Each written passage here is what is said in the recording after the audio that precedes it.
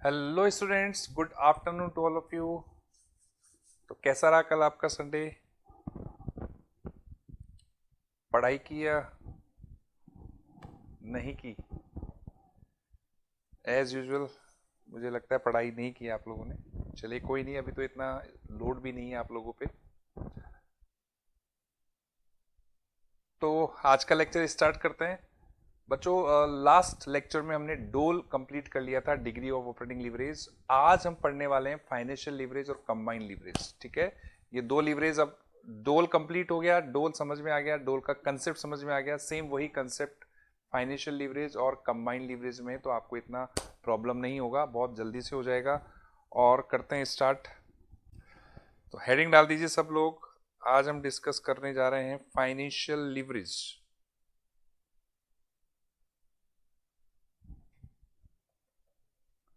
क्या है financial leverage, पहले इसके बारे में बताता हूं। इट टेल्स अबाउट, क्वेश्चन बाद में पूछना, आपके सारे डाउट क्लियर हो जाएंगे। कंसंट्रेट जो मैं बोल रहा हूं उस चीज पे, जो मैं बोल रहा हूं उस चीज पे कंसंट्रेट करो, बाद में क्वेश्चन पूछ लेना। ठीक है। Financial leverage it tells about degree of changes in EPS due to change in EBIT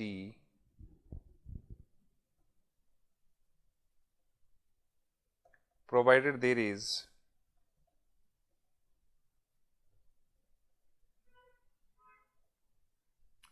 fixed financial cost. It tells about degree of changes in EPS. Degree of changes in EPS due to change in EBIT.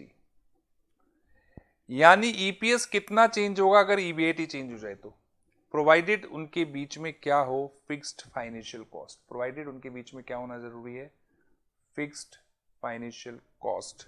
यानी EBIT का impact हम देखना चाह रहे हैं किसके ऊपर, EPS के ऊपर, कि ईबीआईटी के चेंज होने पर ईपीएस कितना चेंज होगा, प्रोवाइडेड इनके बीच में क्या हो, फिक्स्ड फाइनेंशियल कॉस्ट। और बेटा फिक्स्ड फाइनेंशियल कॉस्ट क्या होती है, देखिए फिक्स्ड फाइनेंशियल कॉस्ट क्या होती है, पहले तो उस पर आते हैं।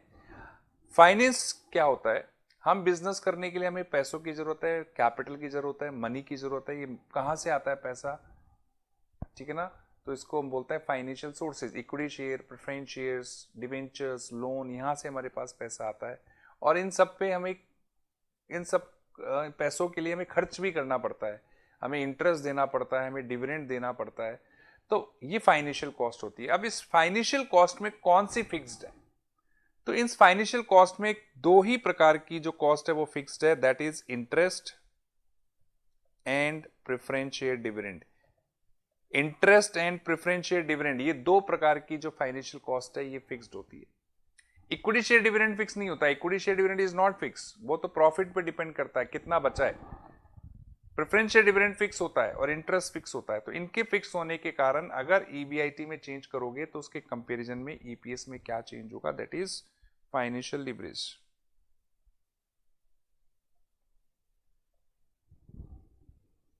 ठीक है, अब इसे कैलकुलेट कैसे करते हैं, तो हेडिंग डाल दीजिए, calculation of degree of financial leverage.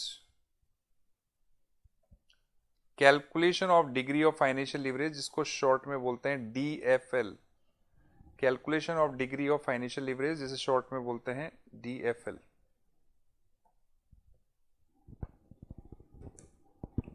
Mohit Goyal, tax is not fixed cost. Tax तो प्रॉफिट पे डिपेंड करता है बेटा, tax is not fixed cost. दूसरा, फाइनेंशियल कॉस्ट को मैं रिपीट कर रहा हूं, फाइनेंशियल कॉस्ट यानी ऐसी कॉस्ट जो फाइनेंशियल एक्टिविटी में लगती है, यानी फाइनेंस को अरेंज करने में लगती है। फाइनेंस क्या होता है, equity share, preference share, debenture, loan, ये फाइनेंस होता है। और इनकी कॉस्ट क्या होती है, इंटरेस्ट देना, डिविडेंड देना, ये इनकी कॉस्ट होती है। अब इनमें से कुछ फिक्स्ड होती है और कुछ फिक्स नहीं होती है। तो हम फिक्स्ड कॉस्ट की बात कर रहे हैं। फिक्स्ड कौन सी होती है, इंटरेस्ट फिक्स होता है, प्रेफरेंस शेयर का डिविडेंड फिक्स होता है। ठीक है अभिषेक, क्लियर है अभी?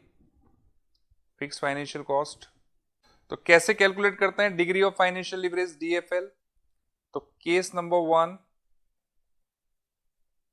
if there is only one level of sales, अगर सेल्स का एक लेवल हो, अब ये बताने की जरूरत है क्या एक लेवल क्या होता है, दो लेवल क्या होते हैं, ये तो बताया हुआ है ना। लेवल ऑफ सेल्स क्या होते हैं? जैसे अगर हम 1000 यूनिट बेचेंगे तो कितना प्रॉफिट होगा, 5000 यूनिट बेचेंगे तो कितना प्रॉफिट होगा, 10,000 यूनिट बेचेंगे तो कितना प्रॉफिट होगा। These are the level of sales, different level of sales. तो एक लेवल ऑफ सेल्स का मतलब जैसे आपको गिवन है कि केवल अगर आप 1000 यूनिट बेचोगे तो कितना प्रॉफिट होगा, तो that is single level of sales. 2 level of sales मतलब जब आपको गिवन है कि 1000 यूनिट और 5000 यूनिट बेचने पर कितना प्रॉफिट होगा, तो वो दो लेवल हो गए। तो यहां हम बात कर रहे हैं अगर सेल्स का केवल एक लेवल हो तो DFL निकालने का फॉर्मूला हो जाएगा EBIT upon EBT। EBIT upon EBT simple formula है, EBIT अपॉन EBT ये फॉर्मूला हो जाएगा। और ये फॉर्मूला जो है, इस फॉर्मूले में क्या ये 1 से कम आ सकता है? 1 से कम तभी हो सकता है जब EBT बड़ा हो, लेकिन EBT कभी बड़ा हो ही नहीं सकता EBIT से। EBT बड़ा हो सकता है कि EBIT से? नहीं, क्योंकि निकल EBIT से रहा है। अरे इनकम स्टेटमेंट में जाओ, EBIT में से हम इंटरेस्ट लेस करते हैं तो क्या आता है EBT, उसमें से लेस करते हैं टैक्स तो क्या आता है EAT, उसमें से लेस करते हैं प्रेफरेंस शेयर डिविडेंड तो आता है अर्निंग फॉर इक्विटी शेयर। ये इनकम स्टेटमेंट है। तो EBT निकल कहां से रहा है? EBIT से, तो बड़ा तो ही नहीं सकता। ठीक है, तो हां एक हो सकता है। एक कब हो सकता है? जब EBIT और EBT बराबर हो। और ऐसा कब होगा? जब इंटरेस्ट नहीं होगा। इंटरेस्ट नहीं होगा तो लीवरेज होगा ही नहीं, क्योंकि लीवरेज के लिए क्या होना जरूरी है? फिक्स कॉस्ट होना जरूरी है। और इंटरेस्ट अगर होगा तो EBT हमेशा छोटा होगा। EBT छोटा होगा तो इसका आंसर हमेशा 1 से ज्यादा होगा। It means leverage is always more than 1। लेकिन बेटा एक छोटा सा नोट डाल के लिखेंगे, note if there is preference share dividend also. बेटा अगर क्वेश्चन में प्रेफरेंस शेयर डिविडेंड भी गिवन है, प्रेफरेंस शेयर डिविडेंड भी गिवन है, तो वो भी तो फिक्स कॉस्ट होती है। तो उस केस में DFL निकालने का फॉर्मूला थोड़ा सा चेंज होएगा, EBIT अपॉन EBT, और EBT में से हम प्रेफरेंस शेयर डिविडेंड भी लेस करेंगे।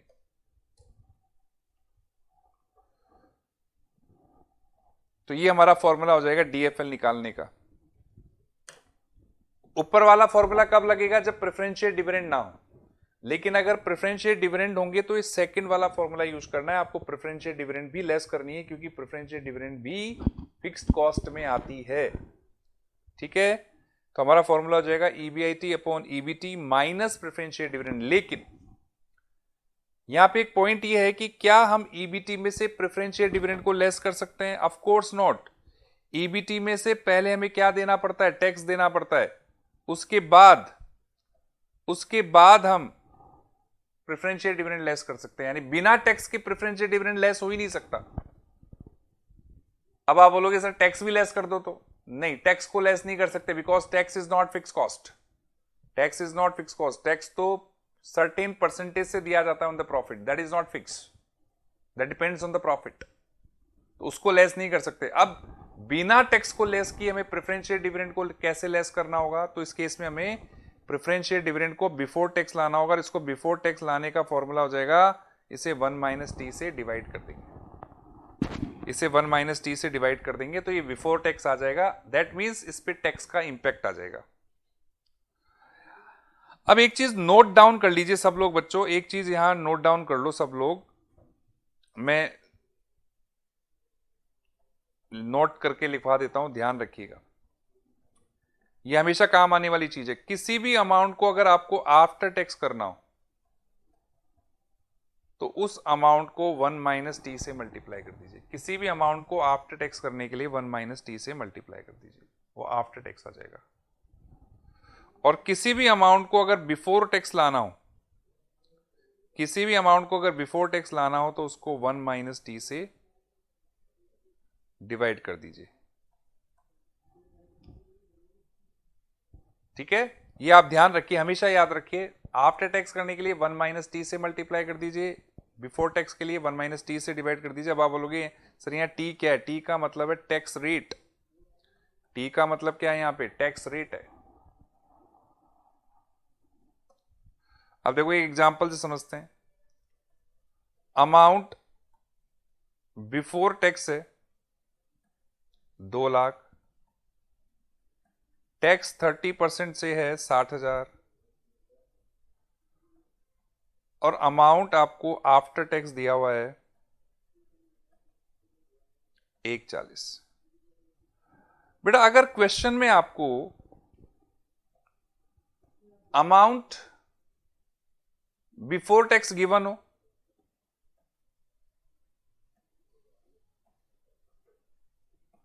तो अमाउंट आफ्टर टैक्स कैसे निकालेंगे?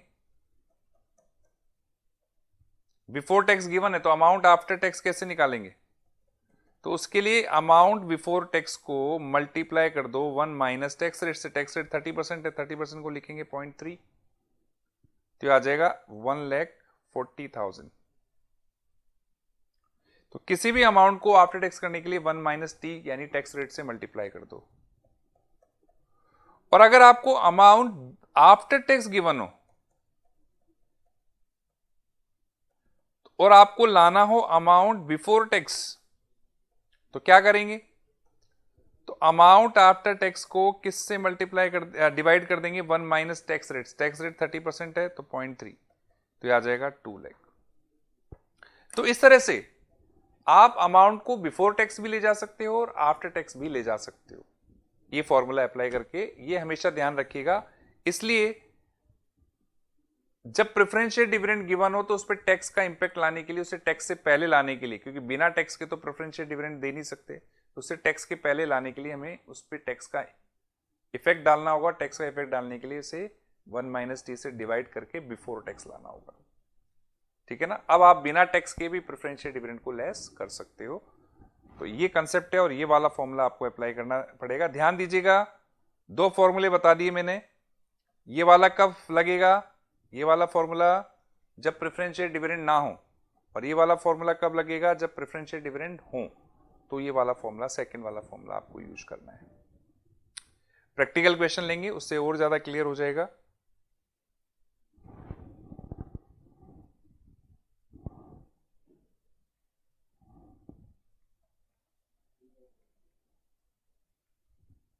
केस नंबर 2 लेते हैं। Case number 2, if there are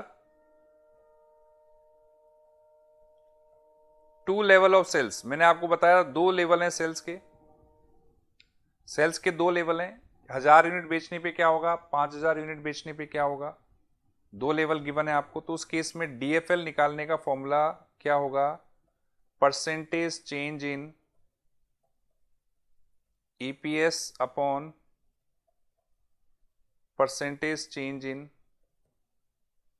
sales. Percentage change in EPS upon percentage change in sales. Percentage change in EBIT होगा, सॉरी यहाँ पे ईबीआईटी है। Percentage change in EBIT, percentage change in sales, EPS upon percentage change in EBIT, क्योंकि DFL calculate कर रहे हैं EBIT और EPS का इंपैक्ट। तो percentage change in EPS upon percentage change in EBIT, और ये भी 1 से ज्यादा होगा, क्योंकि जो ईपीएस का परसेंटेज चेंज है वो ईबीआईटी के परसेंटेज चेंज से हमेशा ज्यादा होगा। इसका आंसर हमेशा 1 से ज्यादा आएगा ड्यू टू फिक्स कॉस्ट। तो ये 2 फॉर्मूले। दूसरा फॉर्मूला तो डोल की तरह एकदम। अब बेटा मैं प्रैक्टिकल क्वेश्चन से आपको ये चीज समझाऊंगा। प्रैक्टिकल क्वेश्चन में लिखवा रहा हूं, इसको सब कॉपी कर लेना। प्रैक्टिकल क्वेश्चन में लिख रहा हूं, आप सब लोग कॉपी करेंगे।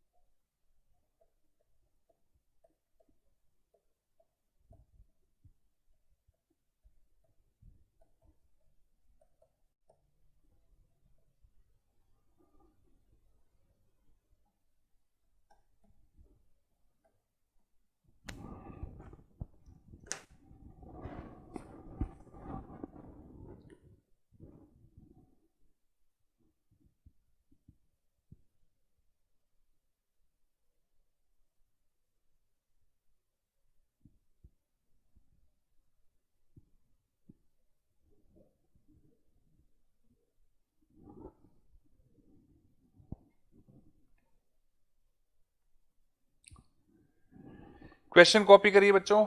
और देखिए डीएफएल का कंसेप्ट वही है जो डोल का कंसेप्ट है, चेंजिंग इंपैक्ट बताता है। जैसे डोल बताता है वैसे डीएफएल बताता है कि अगर ईवीआईटी बदलेगा तो ईपीएस में कितना बदलाव होगा। मैं कंक्लूजन लिखवा देता हूँ, डीएफएल का मैंने कंक्लूजन नहीं लिखवाया, कंक्लूजन लिख लीजिए।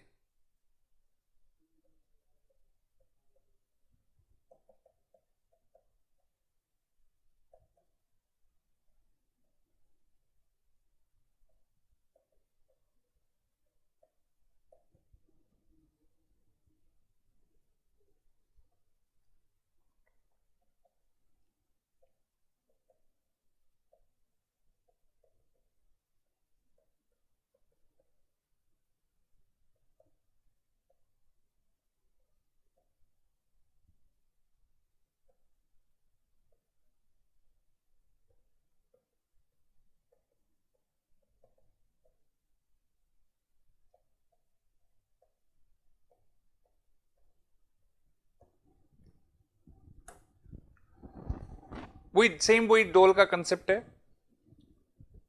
डोल की तरह डीएफएल भी क्या बताता है कि ईबीआईटी बदलने से ईपीएस कितना बदलेगा, यानी ईबीआईटी का इंपैक्ट ये ईपीएस पे बता रहा है।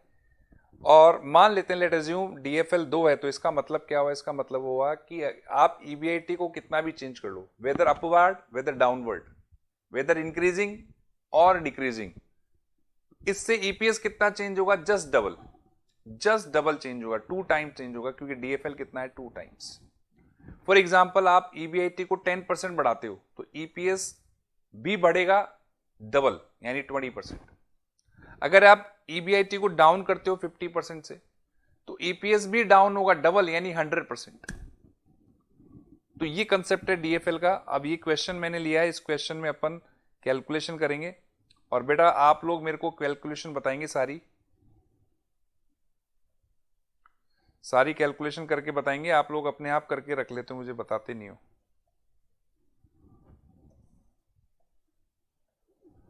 सबसे पहला काम सॉल्यूशन में, सबसे पहला काम इनकम स्टेटमेंट।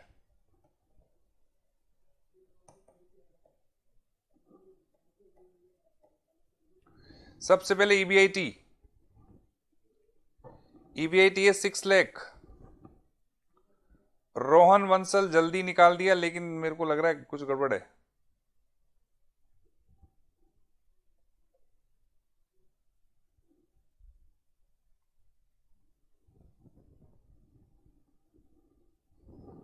लेस करो इंटरेस्ट। इंटरेस्ट कितना है क्वेश्चन में? देखो इंटरेस्ट, गौतम तुमने भी गड़बड़ कर दिया, कुछ गड़बड़ है।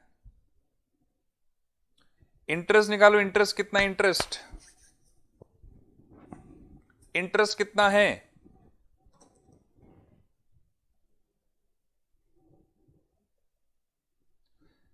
धीरज का सही आ गया आंसर, वेरी गुड धीरज, वेरी गुड।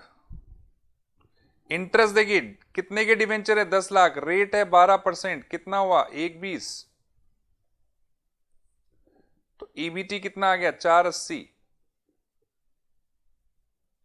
लेस करो टैक्स, टैक्स का रेट है 50%, 480 का 50%, 240। ईईटी कितना आया? 240। लेस कर दो प्रेफरेंशियल डिविडेंड। प्रेफरेंशियल डिविडेंड कितना है बेटा? देखिए कितने के प्रेफरेंशियल है? 10 लाख के। रेट क्या है? 14%।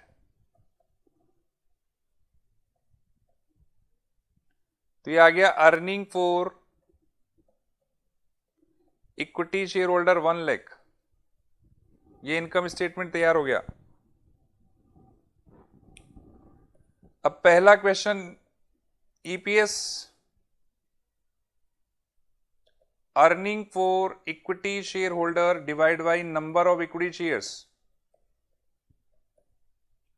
1 lakh, number of equity share 50,000 हैं,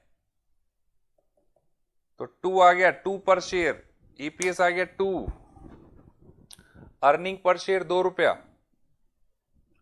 जिसका गलत आ रहा था वो करेक्ट कर लो बेटा, कहां गलती हुई? अर्निंग पर शेयर आ गया 2 रुपया।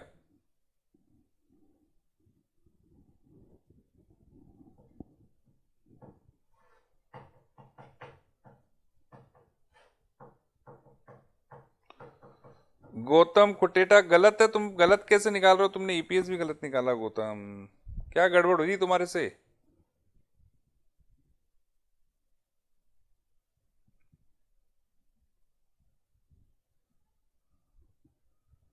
गीतांशी का सही एकदम जवाब, वेरी गुड गीतांशी।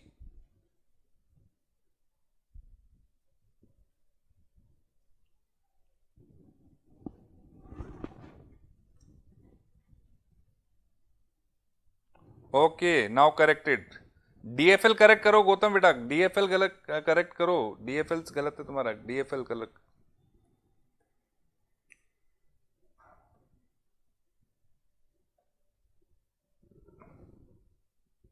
मोहित गोयल गलत है। डीएफएल, डीएफएल का फॉर्मूला क्या बताया मैंने? EBIT upon EBT minus preferential dividend upon 1 minus tax rate, ये बताया है। ईबीआईटी है 6 लाख, ईबीटी कितना है 480, प्रेफरेंशियल डिविडेंड है 140। इसको 1 माइनस टैक्स रेट से डिवाइड करेंगे, टैक्स रेट 50% है तो 0.5। सॉल्व करो इसको, 6 लाख अपॉन 4,80,000। अब बेटा इस ब्रैकेट को सॉल्व करोगे तो 1,50,000 को 0.5 से डिवाइड करने पर 280 आएगा। 480 में से 280 गया तो 2 लाख बचा, 6 lakh divide by 2 lakh, 3 times आ गया 3, डीएफएल आ गया 3 टाइम्स। गौतम सही करो। गीतांशी, अरे वाह, तीसरे का आंसर निकाल दिया, very good Geetanshi, very good, बहुत सही आंसर है आपका।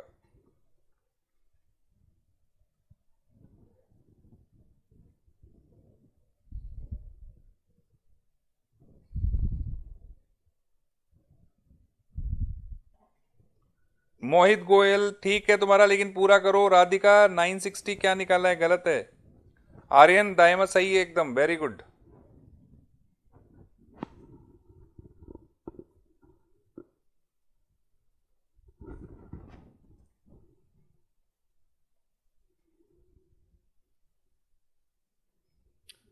अब देखिए, आप डीएफएल आ गया 3 टाइम्स, तो हमें पता है अब क्या होगा। Any change in EBIT will change EPS by 3 times.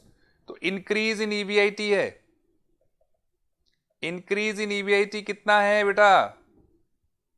20%। तो ईपीएस भी इंक्रीज होगा कितना गुना? 3 गुना, यानी 60%।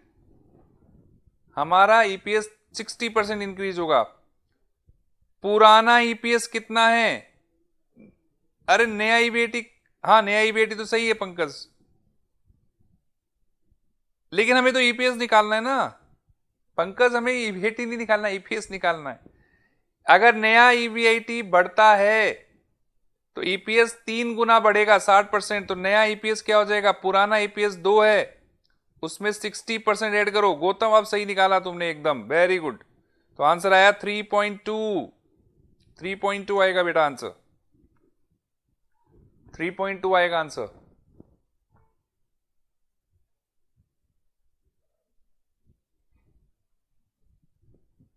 थ्री पॉइंट टू नया ईपीएस आ जाएगा आपका। बिल्कुल, अभी करेंगे और क्वेश्चन करेंगे गौतम बेटा, अभी करेंगे क्वेश्चन। बेटा आप चाहो तो इस नए ईपीएस को क्रॉस चेक कर सकते हो। इसके लिए आपको इनकम स्टेटमेंट बनाना होगा नया। क्रॉस चेक कर रहे हैं हम, क्रॉस चेक। ईबीआईटी कितना बढ़ा रहे हैं? 20%। तो 6 लाख में 20% ऐड कीजिए, 720,000 माइनस इंटरेस्ट, इंटरेस्ट वही रहेगा 120 फिक्स है। तो ईबीटी आ गया 6 लाख, टैक्स कितना हो जाएगा? 30%, सॉरी 50%, 3 लाख। तो ईएटी कितना आएगा? 3 लाख। लेस करेंगे प्रेफरेंशियल डिविडेंड, वही रहेगा 140। तो अर्निंग फॉर इक्विटी शेयर कितना आया? 160। ईपीएस निकाल लीजिए, earning for equity shares divide by number of equity share, number of equity share 50,000 है तो कितना आया 3.2, मैच हो गया। देखिए तो मैच हो गया है 3.2। क्रॉस चेक नहीं करना होता, ये केवल मैंने आपको समझाने के हिसाब से करा है, क्रॉस चेक नहीं करना होता है, आपको केवल आंसर निकाल के छोड़ना है। 3.2 आ गया लीवरेज से, ठीक है, क्लियर है। चलिए एक और क्वेश्चन करते हैं। अब मैं आपको सॉल्यूशन नहीं बताऊंगा, आप मुझे बताएंगे सॉल्यूशन, मैं नहीं बताने वाला आपको।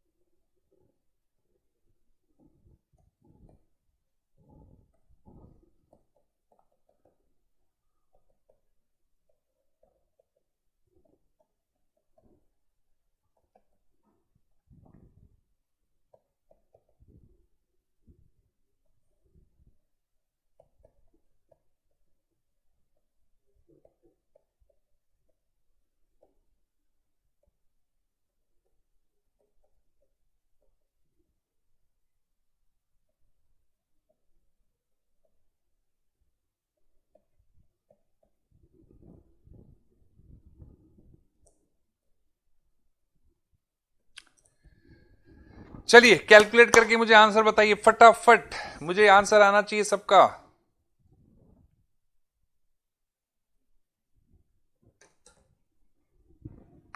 जानवी क्या लिख रहे हो यार, डायरेक्ट ऐसे कैलकुलेट करके बता देते हो आप, इतनी जल्दी आंसर कोई देता है क्या? मैंने क्वेश्चन खत्म किया नहीं, आपने जवाब दे दिया, ऐसे होता है क्या कोई? पंकज जानवी का सही है, पंकज का सही है, वेरी गुड। 1.5 ईपीएस 1.5 आ रहा है, अभी चेक करो सब। हर्षित सही है एकदम, वेरी गुड। गीतांशी एकदम सही है।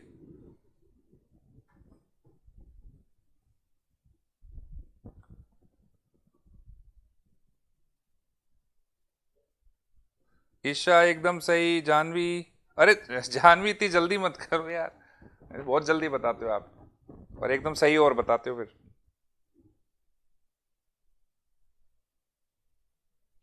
गीतांशी सही है एकदम, वेरी गुड बेटा। हर्षित अरे सही है बेटा, वेरी गुड। धीरज सही है, राधिका सही है, मोहित सही है बेटा, वाह वाह मजा आ गया। गौतम अरे तुम्हारा लेट कैसे है बेटा, सही है एकदम सही है बेटा। धीरज गलत, अच्छा नया बताएगा, धीरज नया बताया, एकदम सही है, सही है बेटा, सही है सही है धीरज सही। अरे तुमने बहुत जल्दी बता दिया यार। जानवी अब देखो गलती पकड़ में आ गई तुम्हारी, तुम्हारी गलती, तीसरा तुमने गलत बताया है। नेगेटिव नेगेटिव नेगेटिव पे ध्यान दो, नेगेटिव नेगेटिव।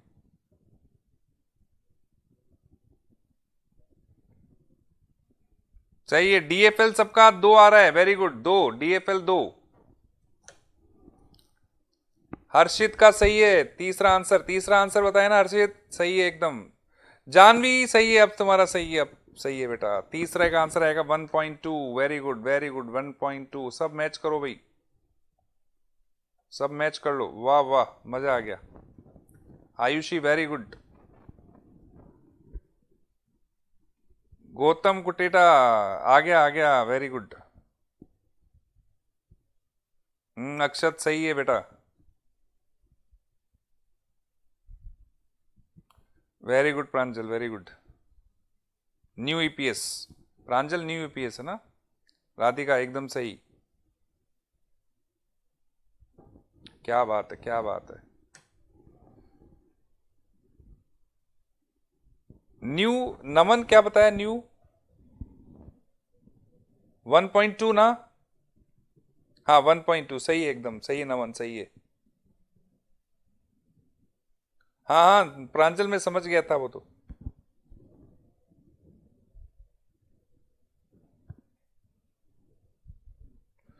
चलो वेरी गुड बच्चों, अरे वाह मजा आ गया, आप तो सब लोग सही कर दिए भाई।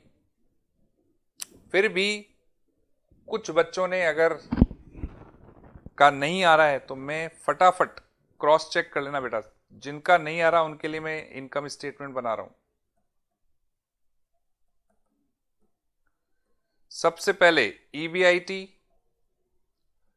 5 लाख, उसमें से इंटरेस्ट लेस करेंगे। डिवेंचर 25 लाख के हैं, रेट 10% है तो 2.5 लाख। ईबीटी आ गया 2.5 लाख। जिनका नहीं आया उनके लिए करा रहा हूं, क्रॉस चेक करो। टैक्स 40% है, 2.5 लाख का 40%, 1 लाख। ईएटी आ गया 1.5 लाख। प्रेफरेंशियल डिविडेंड है नहीं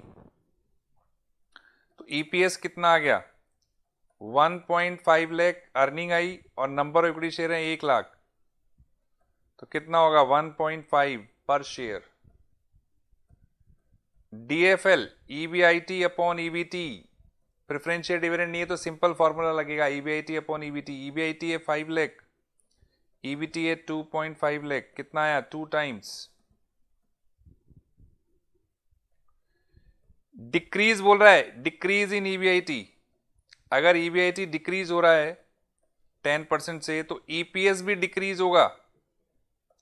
कितना गुना 2 गुना यानी 20%। तो नया ईपीएस क्या हो जाएगा बेटा, पुराना ईपीएस है 1.5, उसमें से लेस करो 20%। 1.5 का 20% कितना होगा 0.3, तो ये आ जाएगा 1.2। कॉपी कर लो जिसने नहीं किया फटाफट, जिसने नहीं किया वो कॉपी कर लो फटाफट। तो कंसेप्ट सबके क्लियर हो गए बच्चों, आगे चलें। आगे चलते हैं बेटा, क्वेश्चन बहुत सारे करने वाले हैं हम। बिल्कुल आगे नेक्स्ट कंबाइन लीवरेज पे आ जाते हैं। Number 3 is combine leverage. Combine leverage होते ही ये कंप्लीट हो जाएगा।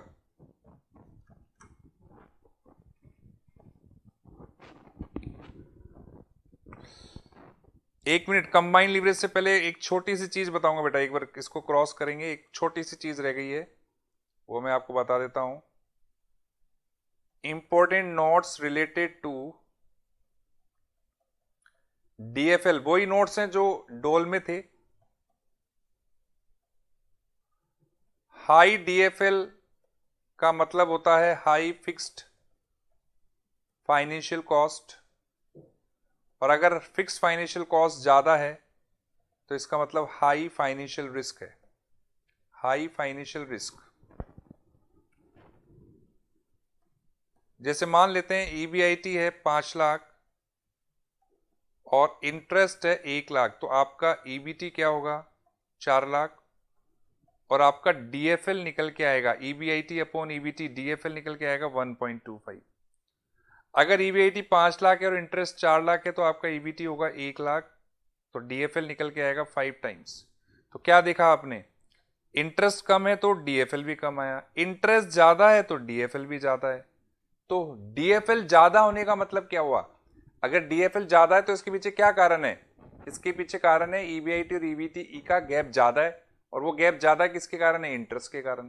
तो हाई डीएफएल मतलब हाई इंटरेस्ट, और हाई इंटरेस्ट मतलब हाई रिस्क। अब आप बोलोगे इंटरेस्ट रिस्क कैसे होती है, ये भी बताने की चीज है। आपने बिजनेस करने के लिए लोन लिया बैंक से, बिजनेस किया, लॉस हो गया, तो क्या बैंक को मना कर दोगे इंटरेस्ट देने से, बैंक को मना कर दोगे क्या, नहीं कर सकते, देना पड़ेगा आपको इंटरेस्ट। तो प्रॉफिट हो या लॉस हो बैंक को इंटरेस्ट देना पड़ेगा, यही तो रिस्क है। और जितना ज्यादा इंटरेस्ट उतना ज्यादा रिस्क, जितना ज्यादा इंटरेस्ट उतना ज्यादा रिस्क।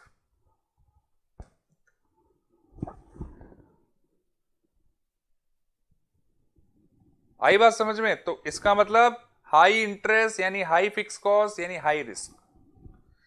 तो लीवरेज हमें चेंजिंग इंपैक्ट के साथ साथ क्या बताता है, रिस्क बताता है। लीवरेज हमें बताता है रिस्क, अगर लीवरेज ज्यादा है इसका मतलब रिस्क ज्यादा है, लीवरेज कम है तो रिस्क कम है बेटा। और ये हमें डिसीजन मेकिंग में काम आता है। ये सब कहां हम यूज करते हैं, यूज्ड इन डिसीजन मेकिंग। किसी प्रोजेक्ट में अगर लीवरेज ज्यादा है तो हमें उसे एक्सेप्ट करना चाहिए क्या? नहीं करना चाहिए, क्योंकि उसमें रिस्क बहुत ज्यादा है। क्लियर है? तो डिसीजन मेकिंग में काम आता है ये सब हमारे। दूसरा वो common note, if EBT zero, और जीरो कब हो सकता है? जब ईबीआईटी किसके बराबर हो जाए? इंटरेस्ट के। तो बेटा डोल नहीं कैलकुलेट होगा, क्योंकि फिर वो जीरो आने के कारण गड़बड़ हो जाएगा, तो डोल कैलकुलेट नहीं होगा। नो इंटरेस्ट यानी fixed financial cost, then no DOL. DOL के लिए क्या होना जरूरी? Sorry, DFL, no DFL, DFL है ना ये, नो डीएफएल। हाँ डीएफएल लिख दिया मैंने। अगर ईबीटी जीरो है तो डीएफएल की कैलकुलेशन नहीं होगी, और इंटरेस्ट अगर नहीं है तो डीएफएल की कैलकुलेशन नहीं होगी। इंटरेस्ट होना जरूरी है, फिक्स कॉस्ट होनी जरूरी है डीएफएल के लिए। क्लियर? तो ये नोट्स मेरे को लिखवाने थे, मैंने लिखवा दिए आपको। अब आते हैं कंबाइंड लीवरेज पे। कॉपी कर लिया ना सबने इसको? बेटा स्क्रीनशॉट भी ले सकते हो, कॉपी भी कर सकते हो फटाफट। अब आइए कंबाइंड लीवरेज पे बेटा, कंबाइंड लीवरेज पे आ जाइए। अब कंबाइंड लीवरेज पे आ जाते हैं। क्या बताता है, लिखिए इसके बारे में। It tells about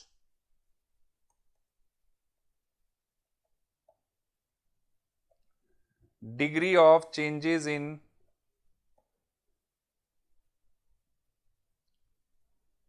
EPS due to changes in cells, provided there is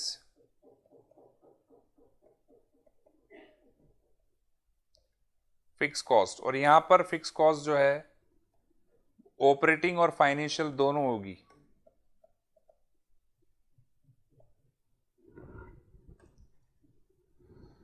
तो what is combined leverage? Write down. ये हमें बताता है degree of change in EPS, कि ईपीएस में क्या चेंज होगा अगर हम चेंज कर दें सेल्स में। तो बशर्ते क्या होना जरूरी है? Fix cost. फिक्स कॉस्ट होना जरूरी है, और फिक्स कॉस्ट चूंकि कंबाइंड लीवरेज है तो ऑपरेटिंग और फाइनेंशियल दोनों फिक्स कॉस्ट इसमें कवर होगी। अब ध्यान दीजिएगा सब लोग, अगर हमें सेल्स का इंपैक्ट जानना हो ईबीआईटी पर तो हम कौन सा लीवरेज निकालते हैं? डोल। सेल्स का इंपैक्ट जानना हो ईबीआईटी पर तो हम क्या निकालते हैं? डोल, डिग्री ऑफ ऑपरेटिंग लीवरेज।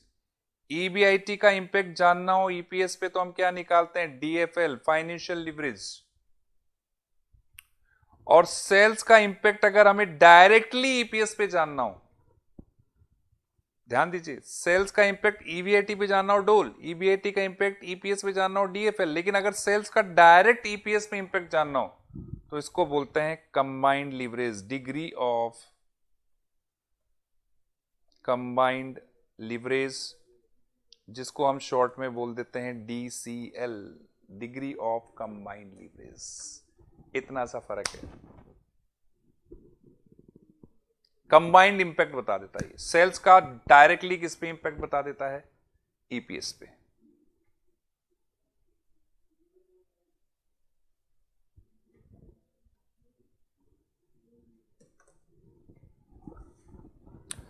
अक्षत भी बिल्कुल, दोनों में से कोई सी भी कॉस्ट हो तो भी इसकी कैलकुलेशन कैसे कर सकते हैं।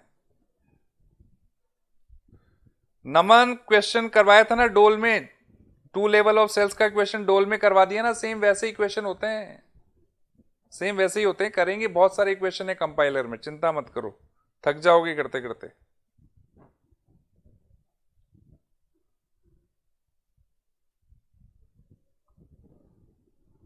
डन।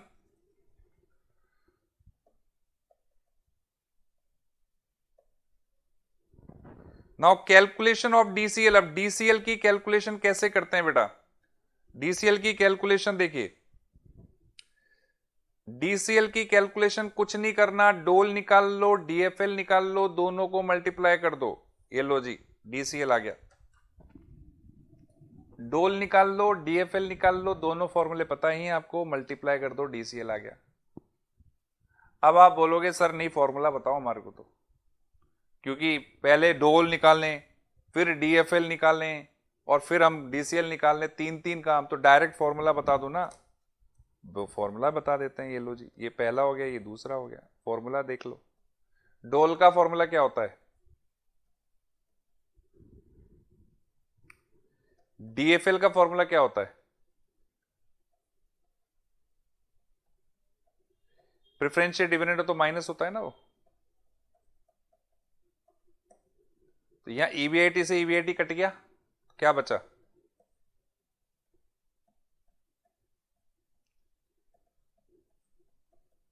ये लो जी फॉर्मूला बन गया, ये लो बस, फॉर्मूला ले लो। अगर डोल और डीएफएल नहीं निकाल सकते तो डायरेक्ट फॉर्मूला ले लो, ये लो जी। नहीं, एक और फॉर्मूला ले लो, परसेंटेज चेंज वाला। डोल का फॉर्मूला क्या होता है? Percentage change in EBIT upon percentage change in sales. और डीएफएल का क्या फॉर्मूला होता है? Percentage change in EPS upon percentage change in EBIT. इससे ये कट गया तो क्या बचा? Percentage change in EPS upon percentage change in sales. ये लो जी फॉर्मूला बन गया। अब आप डोल कैलकुलेट करो, डीएफएल कैलकुलेट करो, फिर डीसीएल निकालो, या डायरेक्ट डीसीएल निकालो, इट्स योर चॉइस।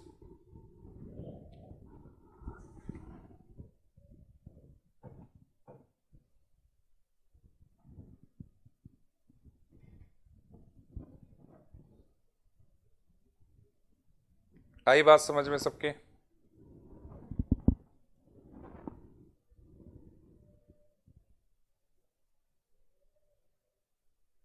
मैं क्या करता, मैं अकॉर्डिंग टू क्वेश्चन कुछ भी कर लेता, फॉर्मूला लगा देता।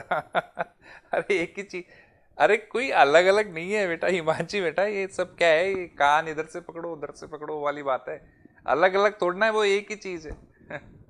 एक ही चीज है, कोई से भी निकाल लो, क्या फर्क पड़ेगा? नहीं हिमांशी?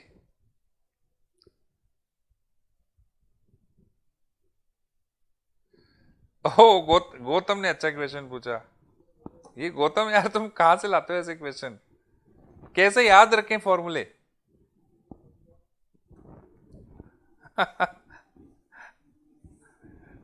अरे कहाँ बहुत सारे हैं यार, अभी तो चालू हुआ है, पहला चैप्टर पढ़ा है जिसमें भी, और इतना इजी चैप्टर है, उसमें भी तुम ऐसे कर रहे हो यार।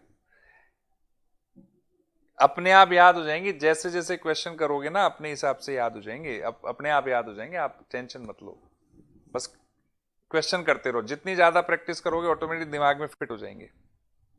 बिल्कुल बिल्कुल प्रैक्टिस से याद होंगे बेटा, है ना, प्रैक्टिस से याद होंगे।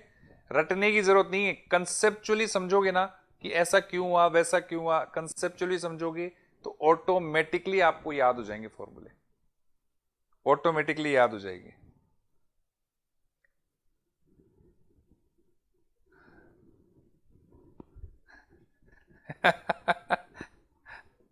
डरा नीरा में हिमांशी, अब डराऊंगा क्या मैं, बताओ, बहुत अच्छे से कवर कर लेंगे अपन, है ना। तो ये कंबाइंड लीवरेज हो गया पूरा,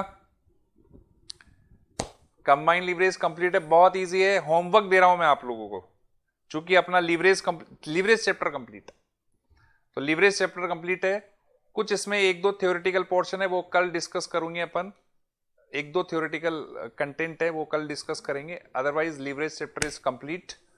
तो लीवरेज चैप्टर कंप्लीट हो गया तो होमवर्क बनता है, कंपाइलर सबके पास है एमसीसी का, तो होमवर्क ये है, क्वेश्चन नंबर 1 to 5 आपको करना है, chapter number 6 question number 1 to 5 आपको करना है, 1 to 5, बहुत इजी है, लेकिन आपको डाउट भी आएंगे उसमें, लेकिन डाउट भी आएंगे, घबराना मत, मैं सॉल्व कर दूंगा सारे डाउट, आपको घबराने की जरूरत नहीं है, ठीक है, लेकिन ट्राई जरूर करिएगा। क्वेश्चन नंबर 1 to 5 कर लोगे? बिल्कुल 1 to 5, बिल्कुल बिल्कुल। अरे प्रांजल मजे ले रहे हो तुम मेरे, है ना, है ना। 1 to 5 नहीं, 1 से लेकर 5 तक भाई। 1 से लेकर 5 तक करने। आशीष कंपाइलर नहीं, ले लो, मांग लो, एडमिनिस्ट्रेशन से मांग लो। ठीक है, ठीक है बच्चों, तो आज के लिए इतना ही। थैंक यू, बाय बाय, मिलते हैं कल।